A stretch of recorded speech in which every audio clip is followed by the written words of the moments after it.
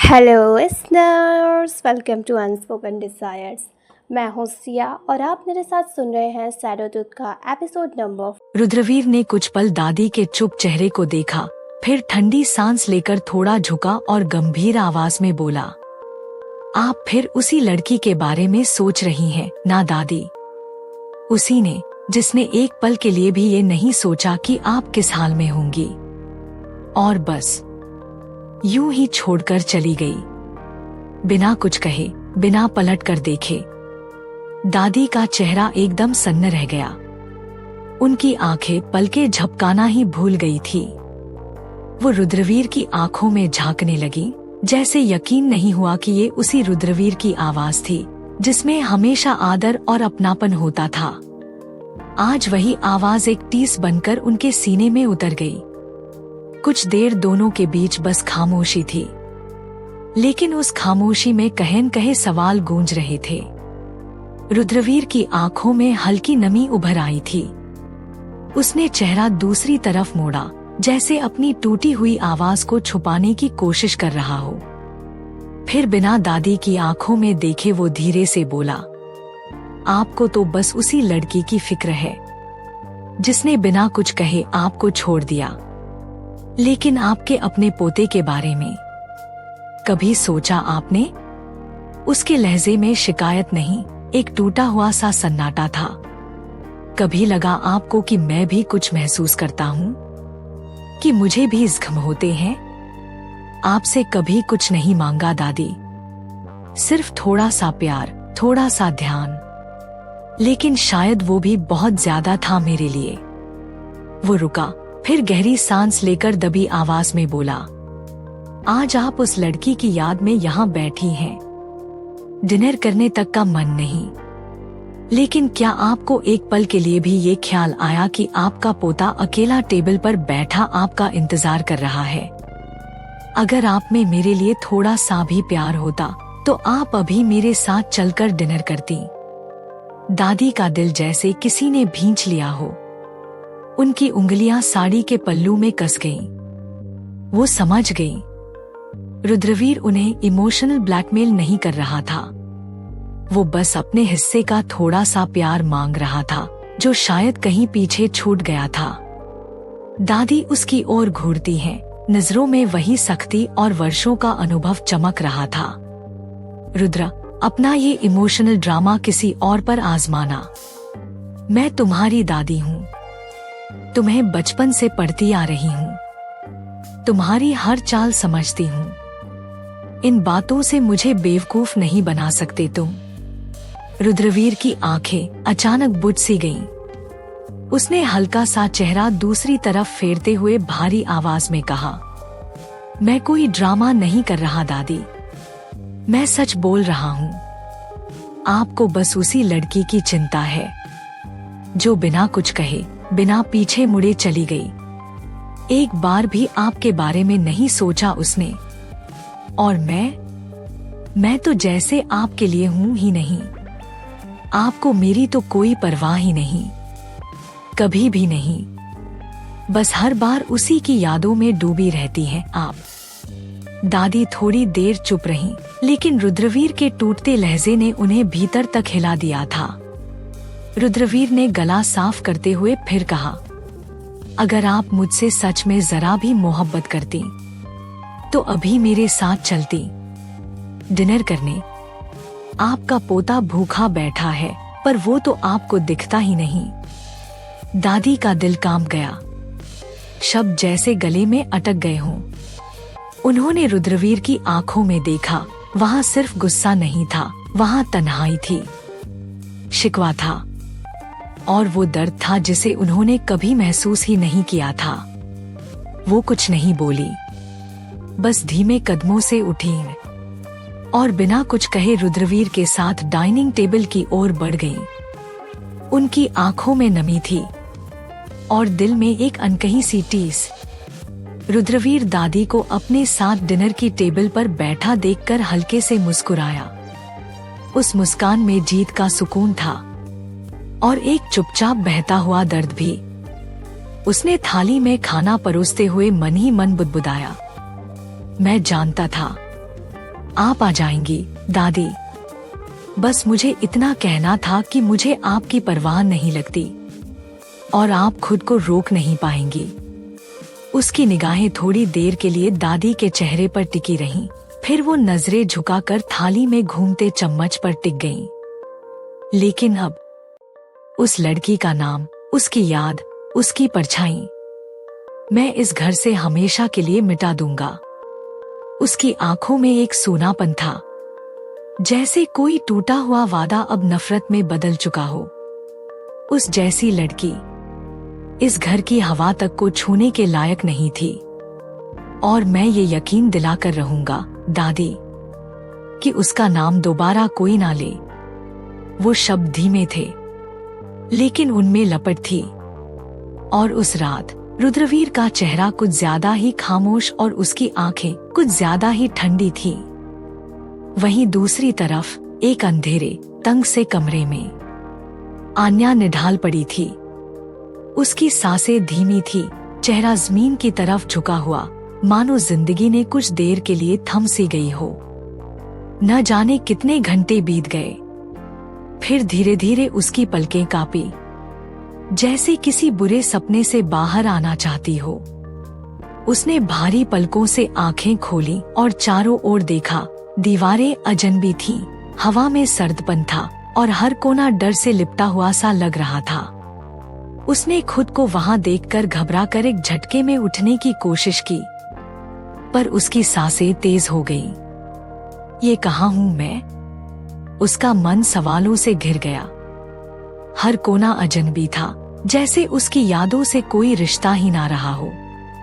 वो कांपते हाथों से खुद को थामते हुए बैठ गई। उसके गले से एक रुंधी हुई आवाज निकली, किसने लाया मुझे यहाँ? उस कमरे में घुप अंधेरा था, जैसे अंधेरे ने ही सब कुछ निगल लिया हो। चारों तरफ एक अजीब सी सन्नाटा पसरा था, इतना घना कि अपनी ही सांस की आवाज भी डराने लगे। बस एक छोटी सी दीवार के ऊपर वेंटिलेटर था, जिससे हल्की सी नीली रोशनी टपक रही थी, जैसे किसी कैदखाने में उम्मीद की आखिरी किरण। वो बेहोशी की हालत से धीरे धीरे होश में आई। उसकी पलकों पर जैसे पत्थर रखे हों और सिर में तेज दर्द की लहर दौड़ रही थी। उसने झिझकते हुए आंखें खोली और चारों तरफ देखा। जगह उसके लिए पूरी तरह अजनबी थी। कच्ची दीवारें, नमी से भीगी जमीन और सीलन की बदबू ने उसके गले तक घुटन भर दी। घबराहट में वो हड़बड़ाकर उठी और कांपती आवाज में बोली, दीदी, दीदी आप बाहर हो, प्लीज कुछ बोलो। लेकिन जवाब में सिर्फ सन्नाटा मिला और दीवार से टकराकर लौटती उसकी ही आवाज। उसका दिल धक धक करने लगा, सांसें तेज हो गईं। डर उसके अंदर इस कदर उतर गया था कि उसकी आंखों से आंसू बहने लगे, पर वो आंसू भी उस सुनसान कमरे में गुम हो गए। वो लड़खड़ाते हुए बेड से नीचे उतरी और कांपते हाथों से दीवारों को टटोलते हुए किसी दरवाजे की तलाश करने लगी, पर उसे समझ ही नहीं आ रहा था किधर जाए, कौन सी दिशा में है बाहर की राह। लेकिन कुछ ही पल बाद उसका डर और भी गहरा हो गया, जब उसे एहसास हुआ उस कमरे में कोई दरवाजा था ही नहीं। वो जगह एक सीक्रेट अंडरग्राउंड रूम थी, एक ऐसी जगह जहां से बाहर निकलने का कोई रास्ता नहीं था, और शायद उसकी चीख भी किसी को सुनाई नहीं देने वाली थी। वहीं दूसरी तरफ आन्या के अंदर अजीब सी बेचैनी फैलने लगी थी। उसकी सांसें अब तेज और भारी हो रही थी, जैसे हवा भी उसके खिलाफ हो गई हो। वो बुरी तरह घबराई हुई थी। कांपते कदमों से वो उस दीवार के पास गई, जहां से थोड़ी देर पहले हल्की रोशनी आ रही थी। उसने दीवार पर हाथ मारा, कोई है क्या यहाँ? प्लीज मुझे यहाँ से बाहर निकालो। उसकी आवाज गूंजकर वापस उसी तक लौट आई, जैसे वो खुद ही अपने सवालों का जवाब बन गई हो। वो और जोर से चिल्लाई, अब दीवार को पीटते हुए, मैं यहाँ कैसे आ गई? किसने मुझे बंद किया है? कोई है तो दरवाजा खोलो। उसकी आवाज में अब डर के साथ साथ बेबसी भी घुल चुकी थी। पर कमरे की दीवारें खामोश थी और उस सन्नाटे में सिर्फ उसकी सिसकियों की आवाज बाकी थी। आन्या बेकाबू होकर पूरे कमरे में इधर से उधर दौड़ने लगी, कभी इस कोने में कभी उस कोने में, हाथों से दीवारें टटोलते हुए शायद कोई छुपा हुआ दरवाजा मिल जाए। दीदी, आप कहाँ हो दीदी? प्लीज मेरी आवाज सुनो, मैं डर रही हूँ। हर बार वो अपनी बहन को पुकारती रही, लेकिन जवाब में सिर्फ उसकी ही टूटती हुई आवाज दीवारों से टकरा कर लौट आती। वो अब पूरी तरह टूट चुकी थी। उसके अंदर अब घुटन घर करने लगी थी, एक ऐसी घुटन जो सिर्फ हवा की कमी से नहीं बल्कि उस अजीब अनजान कैद की सच्चाई से पैदा हो रही थी। उसके पैर अब कांपने लगे थे और आंखों से आंसू रुकने का नाम नहीं ले रहे थे। थक हार कर वो वहीं फर्श पर बैठ गई, ठंडी जमीन पर सिर टिकाया और फूट फूट कर रोने लगी। उसकी सिसकियां पूरे कमरे में गूंज रही थी, पर उस अंधेरे कमरे में उसे चुप कराने वाला कोई नहीं था। वो अब पूरी तरह टूट चुकी थी। आंखों से आंसू बहे जा रहे थे, बिना रुके, बिना थमे। उसकी आवाज कांप रही थी और दिल से एक ही पुकार निकल रही थी, प्लीज, मुझे मेरी मम्मा के पास जाना है। मुझसे यहाँ और नहीं रहा जाता। वो दीवार की तरफ देखकर फिर चिल्लाई, प्लीज, कोई तो मेरी हेल्प करो, मुझे मेरे डैड से मिलना है, प्लीज। उसकी आवाज में एक मासूमियत थी, एक बच्ची की तरह जो इस डरावनी अजनबी दुनिया में खो गई हो। दीदी, आप कहाँ हो? आप मुझे यहाँ क्यों लेकर आई? मैंने ऐसा क्या किया था? उसका गला भर्रा गया था। वो अब बोलते हुए भी हिचकियां ले रही थी। मुझे दादी के पास जाना है, मुझे दादी के पास रहना है, प्लीज मुझे वहां छोड़ दो। ये कहते हुए वो धीरे धीरे जमीन पर बैठ गई। उसने अपने घुटनों को सीने से लगाया और अपने हाथों से खुद को कसकर पकड़ लिया, जैसे खुद को ही संभालने की कोशिश कर रही हो। फिर वो बिलक बिलक कर रोने लगी, एकदम चुपचाप, टूटी हुई, जैसे हर आंसू उसके अंदर के भरोसे को तोड़ रहा हो। उसकी आंखों से आंसू धार बनकर गिर रहे थे, पर उसके आंसुओं की आवाज भी उस कमरे की दीवारों में गुम हो चुकी थी। वो चाहती थी कि कोई आए, कोई उसका हाथ थामे, उसे बताए कि सब ठीक हो जाएगा। लेकिन अफसोस, वहां कोई नहीं था। न कोई हलचल, न कोई साया, बस अंधेरा, ठंडी दीवारें और उसकी टूटी हुई सिसकियां। रुद्रवीर अपने कमरे के किंग साइज बेड पर गहरी नींद में सोया हुआ था। कमरे में हल्की सी नीली रोशनी थी और बाहर रात अपने पूरे सन्नाटे के साथ पसरी हुई थी। लेकिन अचानक एक झटके में वो उठ बैठा, जैसे किसी ने उसे नींद से खींचकर बाहर निकाला हो। उसका सीना तेजी से उठ गिर रहा था, पूरा बदन पसीने से तरबतर था, जैसे किसी भयानक डर से भीगा हो। उसकी सांसें असामान्य रूप से तेज थीं और चेहरे पर चिंता, उलझन और बेचैनी साफ झलक रही थी।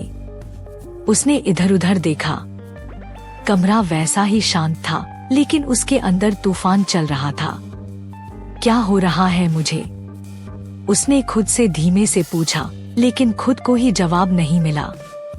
वो थरथराते हाथों से बेड के पास रखे टेबल की तरफ बढ़ा और वहां रखा पानी का ग्लास उठाकर एक ही सांस में पूरा खाली कर गया, जैसे उस पानी से वो अपने अंदर की बेचैनी को बुझा देना चाहता हो। लेकिन नहीं, पानी पीने के बाद भी उसका दिल पहले से और ज्यादा जोर से धड़कने लगा। धक धक, धक धक, एक बेचैन लय में। उसका गला सूख रहा था, माथे पर पसीने की बूंदें लगातार गिर रही थी और आंखों में साफ डर उतर आया था, ऐसा डर जिसकी वजह वो खुद नहीं समझ पा रहा था। आखिर ये घबराहट क्यों हो रही है?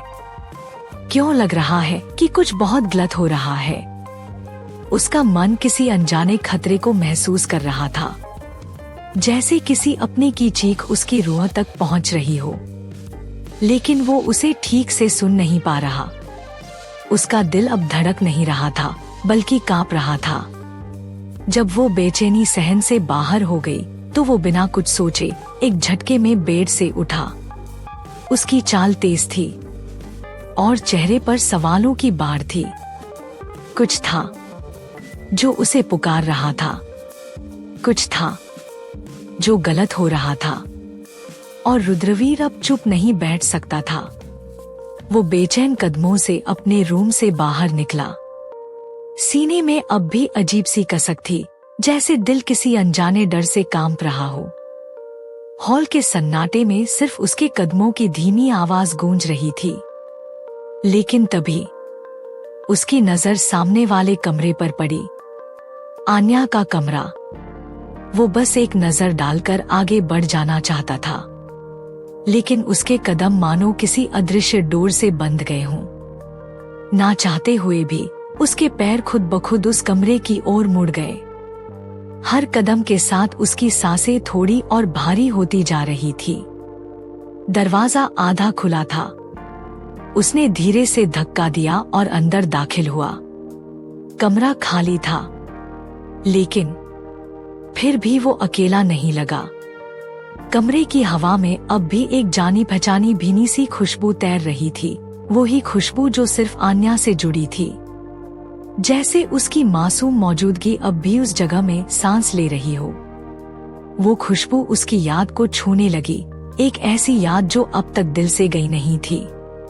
रुद्रवीर धीमे धीमे चलकर बेड के पास पहुंचा। वो वही बेड था जहां कभी आन्या बैठकर मुस्कुराया करती थी, कभी नाराज होकर तकिए में मुंह छुपा लेती थी, और आज बस उसकी महक बची थी। उसने कांपते हाथों से उस बेड को छुआ, धीरे धीरे अपनी उंगलियों से चादर को सहलाने लगा, जैसे उसके जरिए वो फिर से उस एहसास को पकड़ना चाहता हो जो अब छूट चुका था। उसकी आंखों में एक नमी उभर आई, पर उसने उसे रोका। वो बस उस पल को महसूस कर रहा था। एक खामोश कमरा, एक छूटी हुई रूह और एक टूटते हुए दिल की चुप दास्तान। ना जाने क्यों उस कमरे में कदम रखते ही रुद्रवीर के दिल की बेचैनी थोड़ी धीमी पड़ गई थी, जैसे किसी ने उसकी थरथराती रूह को कुछ पल के लिए थाम लिया हो। कमरे की वो जानी पहचानी खुशबू, आन्या की मौजूदगी का एहसास, वो सब उसे एक अजीब सी राहत दे रहे थे। धीरे धीरे उसके हाथ फिर से उस बेड की चादर पर फिसले, हर मोड़ पर, हर सिलवट पर, जैसे वो उन लहरों में कोई याद तलाश रहा हो। फिर बिना कुछ सोचे वो चुपचाप उस बेड पर लेट गया। चादर ठंडी थी, लेकिन उसमें छुपी हुई एक गर्माहट थी, आन्या की। जैसे ही उसने सिर तकिए पर रखा, एक हल्की सी महक उसके सांसों में उतर गई। आन्या के बालों की खुशबू, वो खुशबू सीधी उसके दिल तक जा रही थी। एक पल के लिए वो सब भूल गया, डर, बेचैनी, अकेलापन, बस उस महक में खो गया। उसने आंखें बंद कर लीं और गहरी सांस ली, जैसे वो उस एहसास को अपने अंदर कैद करना चाहता हो, या फिर खुद को पूरी तरह उसमें खो देना चाहता हो। उसे लग रहा था जैसे आन्या यहीं कहीं है, बहुत पास, उसके आसपास सांस ले रही है। वो जानता था कि कमरा खाली है, फिर भी उसका दिल ये मानने को तैयार ही नहीं था। कभी कभी किसी की मौजूदगी, उनके न होने पर भी, इतनी गहरी छाप छोड़ जाती है कि उनकी खुशबू भी सजीव लगने लगती है। और इस वक्त रुद्रवीर उस महक में डूबा, चुपचाप उस एहसास को जी रहा था जो शायद कभी दोबारा न मिले। वो एहसास कुछ अलग था, कुछ ऐसा जो रुद्रवीर ने अपने पूरे जीवन में कभी नहीं महसूस किया था। किसी की मौजूदगी सिर्फ खुशबू बनकर भी उसे इस कदर छू सकती है, ये उसने कभी सोचा भी नहीं था। उसने आंखें बंद कर ली, जैसे वो उस पल में पूरी तरह डूब जाना चाहता हो। एक ऐसी राहत, एक ऐसा सुकून जो उसे कहीं और कभी नहीं मिला। लेकिन ठीक उसी पल जैसे कोई चुभती हुई सोच उसके भीतर गूंज गई। उसका जबड़ा भींच गया, हाथों की मुट्ठियां धीरे धीरे कसने लगी। उसने एक झटके में आंखें खोल दी। अब उसकी निगाहों में सुकून की जगह गुस्से की चिंगारी थी। नहीं, उसने अंदर ही अंदर दहाड़ मारी। मैं ऐसा नहीं होने दूंगा। आन्या इस तरह से मुझ पर हावी नहीं हो सकती। उसका लहजा तल्ख था, जैसे वो किसी और से नहीं, खुद से लड़ रहा था। मैंने कभी किसी को इतनी जगह नहीं दी। फिर ये क्यों? उसका सीना उठ गिर रहा था, सांसें तेज हो गई थी। उसकी तड़प अब मोह में नहीं, संघर्ष में बदल रही थी। गुस्से में उसने बेड पर रखा तकिया जोर से पकड़ा। कुछ सेकंड उसे थामे रखा, फिर एक झटके में उसे दूर फेंक दिया, जैसे वो उस एहसास को खुद से अलग करना चाहता हो। जैसे कह रहा हो, बस बहुत हुआ। कमरे की खामोशी फिर से गहरी हो गई थी, लेकिन अब वो खामोशी सुकून वाली नहीं, बल्कि एक अनकही लड़ाई की गूंज जैसी थी। रुद्रवीर का चेहरा सख्त था, पर उसकी आंखों के कोने में एक नमी अब भी थमी थी, जो ये बता रही थी कि वो जितना भी इनकार कर ले, कुछ तो था जो उसे अंदर से बदल रहा था। अब उसकी आंखों की नरमी कहीं गायब हो चुकी थी। उन भीगी पलकों पर अब एक सर्द पत्थर जैसी कठोरता उतर आई थी।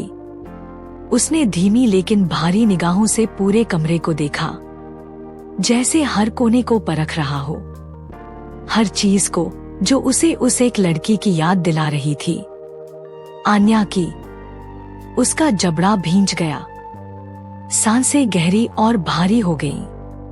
गुस्सा, बेइंतहा गुस्सा, सिर्फ आन्या पर नहीं, अब खुद पर भी।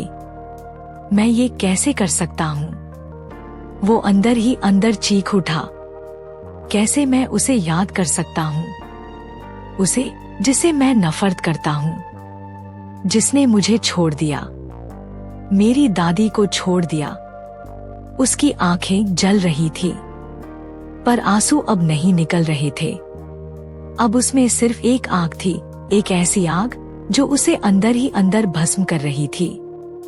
उसका मन उसे ही धिक्कार रहा था, जिसने मेरी सबसे प्यारी चीज, मेरी दादी को तकलीफ दी, जिसने मेरी दुनिया से बिना कुछ कहे खुद को अलग कर लिया। उसी को मैं महसूस कर रहा था, उसी की खुशबू में खो गया था। क्यों? वो कुछ पल चुपचाप खड़ा रहा, कमरे की दीवारों को घूरता हुआ, जैसे हर चीज से हिसाब लेना चाहता हो। फिर अचानक उसका चेहरा और सख्त हो गया। अब उसमें कोई टूटन नहीं थी, बस एक फैसला था। नहीं, अब और नहीं। वो लड़की अब मेरी सोच में भी नहीं रहेगी। आन्या ने जो किया है, उसे मैं कभी माफ नहीं कर सकता। लेकिन शायद उसके इस सख्त लहजे के पीछे अब भी एक टूटी हुई खामोशी थी, एक अधूरी कहानी जो उसका दिल मानने को अब भी तैयार नहीं था। मैं किसी लड़की के बारे में इतना नहीं सोच सकता, रुद्रवीर ने जोर से कहा, जैसे वो खुद को समझा नहीं रहा हो, बल्कि खुद को साबित करने की कोशिश कर रहा हो। वैसे भी वो लड़की मेरे लिए कोई मायने नहीं रखती। उसके लहजे में जहर घुल चुका था और आवाज में एक कांपती हुई सख्ती थी। वो यहाँ सिर्फ अपने मतलब से आई थी। एक नंबर की सेल्फिश और मतलबी लड़की है वो। उसके चेहरे की मांसपेशियां तन गई थी, जबड़े भिंच गए और मुट्ठियां कसकर बंद हो गईं। उसकी आंखों में गुस्से से जलती हुई एक आग थी, लेकिन उसके पीछे एक दर्द छिपा था, जिसे वो दुनिया से नहीं, खुद से छिपा रहा था। ऐसी लड़कियों को मैं बहुत अच्छी तरह जानता हूँ, जो सिर्फ अपना फायदा देखती हैं और फिर सब कुछ तोड़कर चल देती हैं। मैं उन्हें अपने दिल में कोई जगह नहीं दे सकता। अब उसकी आवाज में सिर्फ घृणा नहीं थी, बल्कि एक तड़प भी थी। एक ऐसी तड़प जिसे वो नफरत का नाम देकर दबाने की कोशिश कर रहा था। आज के बाद मैं उस लड़की के बारे में न सोचूंगा, न उसे याद करूंगा और न ही उससे कभी कोई मतलब रखूंगा। उसने ये शब्द इस तरह कहे जैसे हर एक वाक्य से अपने दिल के टुकड़े खुद से काट रहा हो।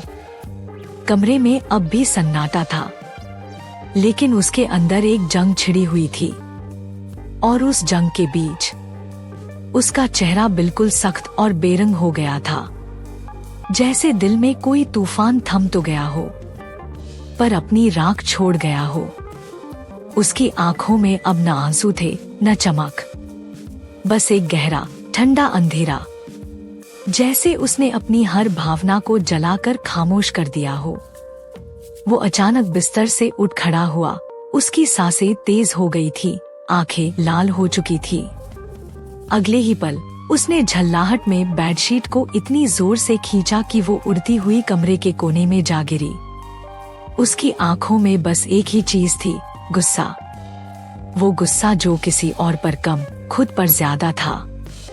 उसके बाद उसने कमरे में रखी हर चीज पर अपना गुस्सा निकालना शुरू कर दिया। टेबल, लैंप, शीशा, सब कुछ तोड़ डाला। हर चीज में उसे आन्या की मौजूदगी महसूस हो रही थी, उस लड़की की जिसे वो सबसे ज्यादा भूलना चाहता था, लेकिन फिर भी भुला नहीं पा रहा था। हर टकराती चीज की आवाज जैसे उसकी टूटी हुई भावनाओं की चीख थी। जब कमरे में कुछ भी बचा नहीं जिसे वो तोड़ सकता, तो वो गहरी सांस लेते हुए पलटा और अपने कमरे की ओर तेज कदमों से बढ़ गया। उसकी चाल में एक बेकाबू तूफान था, पर वो नहीं जानता था कमरे के कोने में कोई खड़ा था। वो किसी की मौजूदगी से अनजान, बस अपने जख्म छुपाने भाग रहा था। कौन था वो? क्या वो इंसान रुद्रवीर की हालत का गवाह बनेगा या कोई नया मोड़ लेकर आएगा?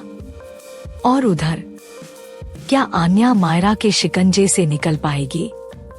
जानने के लिए सुनते रहिए शैडो ट्रूथ के आने वाले एपिसोड्स।